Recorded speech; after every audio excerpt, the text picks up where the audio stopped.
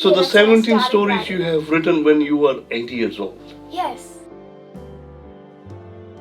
So actually when my second book got published, I was in India. So my family's been taking me to India so that I stay connected with my roots. From a very, very young age. I reckon the first time I went to India was... When you say very, very young, you're still very young, bache.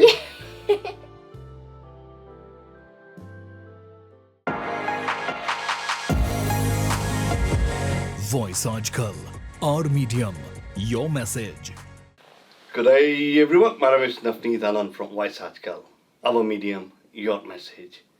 And the message for today is the younger generation of Australia. Rather, I should call it Australian of Indian heritage, who is giving back to the community. Ashleen Khela, an author, writer, and wonderful human being. Ashleen, welcome to the show. Thank you so much.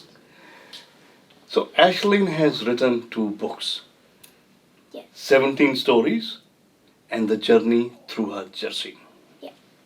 Tell me more about it. So my first book, 17 Stories, it is a fictional book that has 17 different stories in it, as the name suggests. And this is my first book.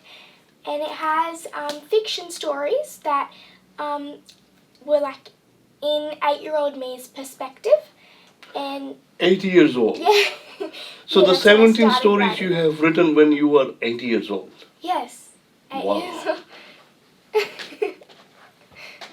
I Yeah. did not know how to button my shirt at that age, and you have written this book. Impressive. Yeah, so it was actually because I had an urge to do something to help people, especially the underprivileged and sick. So that one has inspiring morals mostly for children, and some of them are just for entertainment. And my second book, Journey Through Her Jersey, it just got published late 2024, so it's still pretty fresh. But yeah, it's a novella, so I moved on from short stories to a novella, which is a kind of like a short novel, but a long short story, if that kind of makes sense. Okay. Yeah. Yes, So yes. it's about women's rights. You know what? These 2 books, it's my daughter Sanchi who would enjoy more than I can, because she is too good in reading. And what you have written, she's definitely going to get inspired by I that hope as so. well. You know, we talk about underprivileged children. So all that is earned from this book, all the proceedings are going towards the charities. Yeah, so I might just tell you why as well. Mm-hmm. From my first book, 17 Stories, okay, so let's just go back a little. I was 8 years old, as I said earlier. 8-year-old me and my family, we usually go to Punjab, which is where I'm from, every year. Like, we try to, but COVID kind of stopped that a little. But I was around 7 years old, and we were in Punjab, as we usually do. And it was during that time... And your village is near Balachore, near Ropar, is that right? It's in Namaskar, yeah. It's in district Navashehar, okay. Yes. And it was during that time that I saw the underprivileged on my way to Anandapur Sahib, which is a holy temple where Sikhs go to pray. Mm-hmm. And it was during that time that I saw these children. Okay, they were just on the streets, living in the roadside hovels and slums of Punjab, India. And I'll be honest, it really melted my heart just seeing them. Like, what I like to think is that if we cut ourselves, right, we bleed the same blood, so why does money and society norms have to separate us like that? Like, it's not fair. So yeah, I really felt bad for them, and I wanted to do something to help them. So then I told my dadiji, my grandma, and my mum, what can I do to help them? They told me that we can go tonight, we can make room for it, and since it's important, and since it's good that I'm feeling that way, that I want to help them, that we can go tonight and we can donate fruits to them. Right, so that night we went, and it was really, really dark. Okay, it was very dark, and we brought big bananas, like bags full of bananas, and there were about 200 of them, I'd say. And yeah, so we went, and my dad called out to them from the car so we went to that same spot that I saw them, and my dad called out to them from the car. He was like, hey, we've got some bananas, like, come if you want to get one. And I honestly thought that they would not come. Like, because it was this dark, I thought they would be sleeping, and banana, it's not so much of a treat. That's what I thought. That was in the mind of 8-year-old me. Like, little thing, it's just a piece of fruit, right? And usually, whenever my mum asked, hey, you need to get your nutritions up, come have a banana or something, or a fruit to eat, I would usually go, ew, no, ugh. But it truly shocked me, it amazed me when they came running like literal sheepflock to get a single banana. Like, it was a big treat for them. So from that day, something awakened in me. I was like, wow, like, this is amazing. So I was like, I want to do something bigger, yeah? So I told my dad that, what else can I do? And he told me that since you're in year 3, I think I was in, you could probably, because like we had this little, kind of like a news channel thing where we would pretend to be little reporters and report like everything we'd have from our holiday and present to the class. So he was like, you could present that and spread awareness about it. Alright, so you could collect some money from them, and the next time you go to India, we could buy bananas again and give it to them again, no big deal, right? So then I just said yes. I was like, okay, sure. And then when I came back to Australia from India, COVID hit, right? So there was lockdowns and whatnot, and so I had nothing to do for half of the day when my homeschooling would be finished the first half. So the second half I'd really have nothing to do. So it was really boredom overtaking me as well. And I was like, I have so much spare time, I don't want to waste it.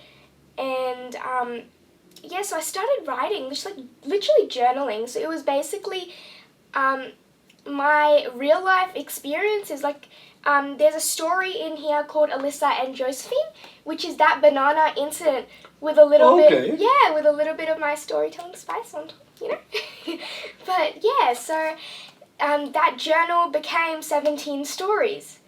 So yeah, that's pretty much how the first book was born. Yeah, so What I've heard is all the illustrations that are there in the book, you have hand painted it. Yeah, that's correct. So I used markers to sketch and pencils and paints, and yeah, they're hand drawn. And since I was only about 8, 9, 10, because it got published when I was 11, they aren't amazing, but they are what 8-year-old me.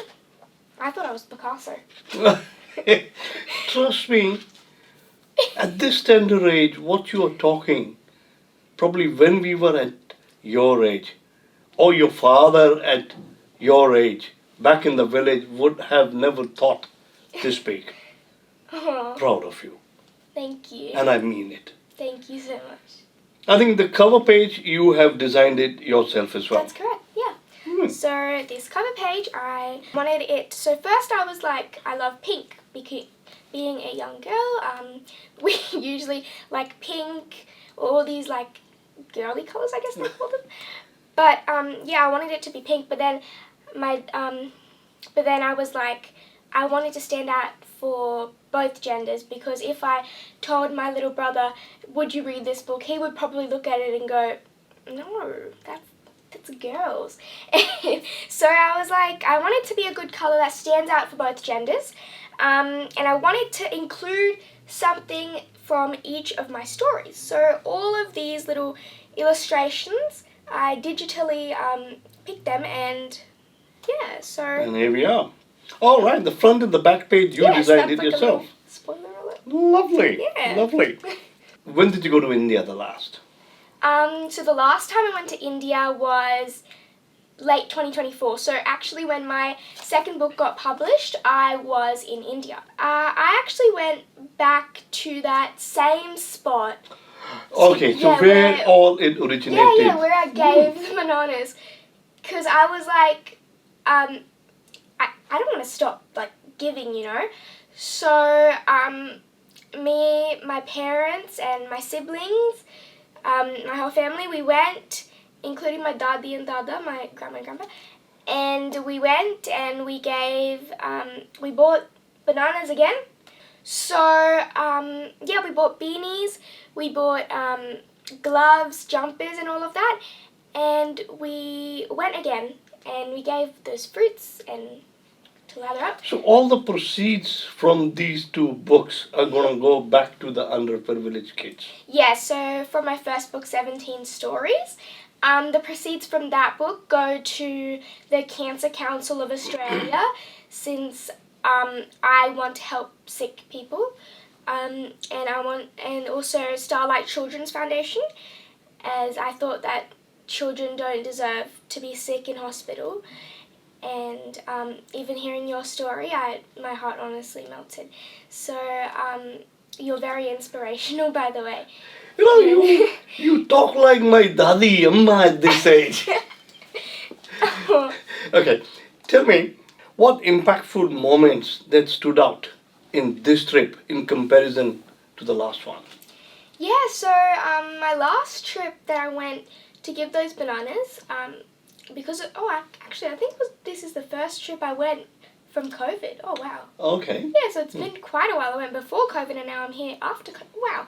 Okay, so anyway, there was obviously a big difference in perspective, as I have now matured more than 8-year-old me at that time. So I obviously have a different perspective on how I see things, and I also I was also very happy by the support I got from my village to keep on doing what I'm doing. So that was really nice, and the community is also great, and there was definitely a new way of seeing things. So yeah. What do you love the most when you visit your village? Okay, so the thing is, me and my family, so my family's been taking me to India so that I stay connected with my roots from a very, very young age. I reckon the first time I went to India was... When you say very, very young, you're still very young, bache. Yeah, but I'm talking 2 years old, so extremely young. And, so that's when they first took me, and... So what do you love the most in the pen? Yeah, so what I love most about it is how I get to go back in that nostalgic feeling, kind of, how everything comes back, and I'm like, oh, I remember, because there's this, school, government school, I think it's, a few blocks down from my house in India, and usually we visit there a lot. They're very welcoming, and it's called the Rainbow Smart School, I'm pretty sure. Mm-hmm. And I got to see all the children there. I also donated to them, and I always get that feeling whenever I go, and I remember we go here to pray on New Year's because they have a little mandir and a temple built in their school. So sometimes we go there to pray as well. We visit all the praying sites in our village. And also I remember sometimes I'm like, I remember that park. I used to play there with my siblings and my relatives there when I was younger, and yeah, it's just that feeling. When I was younger, that made me think again. Love it. Yeah. But... Okay. Ashleen, you were recently named the NSW Women of the Year 2025. Yeah. How was the feeling? Okay. So on Thursday, I think last week, I went to the NSW Women of the Year Awards, and at those awards I did get to meet very, very amazing people who are doing so much for their community. And when I went on the stage, when my name was called, my video played, I went on the stage to get my award, my heart was pumping. I was like, wow, I couldn't believe it. You know that feeling when you're so happy, it feels like you're in a dream, kind of? And I had to pinch myself to realize this is real life. So it was honestly very, it was an amazing feeling. I felt recognized, I felt motivated to do more. So yeah. How do you balance the writing with the studies? This is a question that I get very often. So, since I am only in year 8, obviously sometimes it gets a bit hectic because just recently I got some of my exams as well as my assignments. So, yeah, I usually, since writing is something, I don't do it because I have to. I do it because I love it. So, usually I try to write every weekend. If I can't spend even, I don't know, 2 hours, I like to spend at least an hour dedicated to writing. So it's just honestly whatever comes into my mind, I just jot that down on the paper. Like, the paper is my canvas.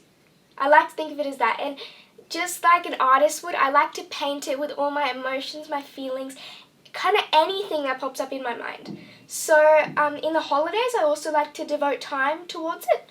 So yeah. What would be your advice to the young people or parents, particularly on keeping the kids engaged and away from social media? Yeah, so there are 3 pointers that I like to tell everyone. The first one is that age is just a number. Okay, it's nothing but a number. Okay, you can achieve anything at any age. Like, take me for example, take the creator of KFC. He was 60 years old when he found that restaurant, and now look at it, it's blooming all across the world. Like, age is nothing but a number. Alright, so have a goal and set your mind to it. My second thing is, if you have the goals, the skills, the talents, or whatnot, whether it be in any field, like soccer, sports, arts, anything, use it, and use it to help others, not only yourself. Because selfishness is a real problem in this world as well. So, yeah, use your gifts, And my third piece of advice is kind of like going on the theme of my second book, Journey Through Her Jersey. It is that don't let gender define what you can and cannot do. Because I know in 2025, live up to, honestly, it may seem that gender bias is nothing now, it doesn't exist anymore, we all have equal rights and, but the thing is that gender bias hides in the places that we least expect. Because, this might sound funny to some, but it struck me. It was actually the inspiration of my second book. It was from my little sister. And you're probably thinking, she was 8 at the time, now she's 9, how can an 8-year-old inspire you to write a book, It was actually when she came home from school one day looking very upset, and I asked her what happened, and then she was like, she got mad at me, because, she's got mad at me, and I was like, it's okay, I'll help you. Just tell me what it is. And I used my little sugarcoating, and then she opened up. She's like, they're not letting me play soccer at school. And the thing that... Because of she being a girl? Yeah. Because, soccer or cricket in their club. And I knew how much this meant to her because of, she would come home from school, if not every day, then once a week. She would train hard. Yeah, so I knew how much it meant to her. But when she got told that, no, you're a girl, this sport is only open to boys. They didn't say it in a way oh, you're a girl, back off. But they said it in a way that made her heart broken, okay? That's how she interpreted it. They were like, it's their boys only club, try something else like dance or softball, that can truly shatter, an 8-year-old's heart. And I got that same feeling as I felt for those underprivileged children. So I felt bad for her, that kind of feeling. And yeah, so that's how this book came to life. It focuses around the protagonist Annabelle, so Aveline, Annabelle, both start with an A. So it's about Annabelle. She is a teen girl. She's born in a time where it's not socially acceptable for women to, or like girls, young girls, because she's a teen, so young girls, to do as much as men do, kind of, put it in that way. And her parents always tell her, like, she's kept as a slave in the house because her two parents, her brother, she's a brother, her brother's favoured amongst all, amongst them two, because he's a boy. And then she goes out into the real world and faces so many problems along the way. She meets a teacher in a boarding school that she's sent to. She meets a teacher called Miss Sanders, who also went through a similar phase of her life where she wanted to play the same sport as Annabelle, which is soccer. You can probably tell from the book.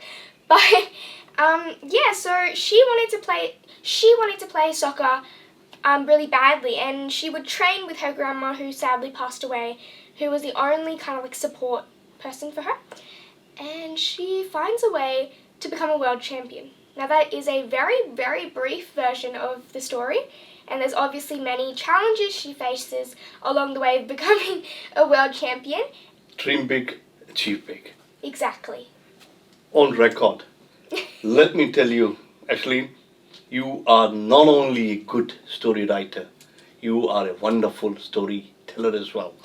Thank you. On the camera, we would be recording at least 50 episodes of you telling the stories to the kids, people of our age, because age is just a number. Exactly, yes. See, I picked something out of it. You're coming from a family that is a joint family here in Australia as well. Who all is there in the family? Yes, I live in a joint family.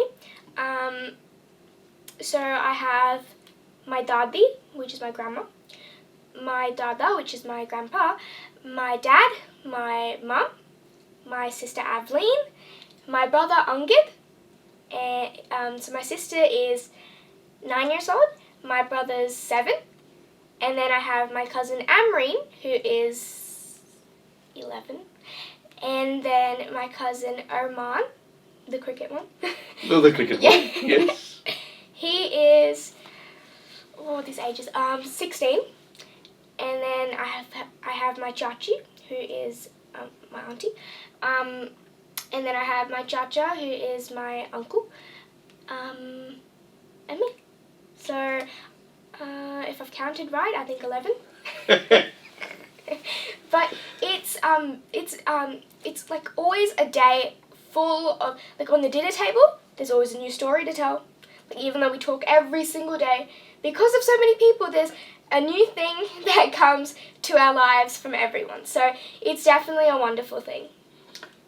Before I wrap up this conversation, I would love to say you are blessed, and will say stay blessed. I just wish to tell all my audience here, the number of interviews that I have done, ranging from A.R. Rahman to Mika Singh to Jagjit Singh to Asha Bhosle ji to whoever in the world, even the prime ministers of the country.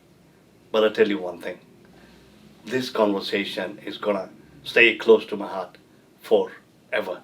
That's so Ashleen kind. Khela, you are blessed to have such a lovely, talented, beautiful and charming daughter, Ashleen Thank you. Khela. My name is Navneet Anand, signing out for Voice Ajkal. Our medium, your message. Ashleen, once again, I wish you all the best, and you may achieve all that you desire for. Thank you so much. Thank you for coming. Thank you.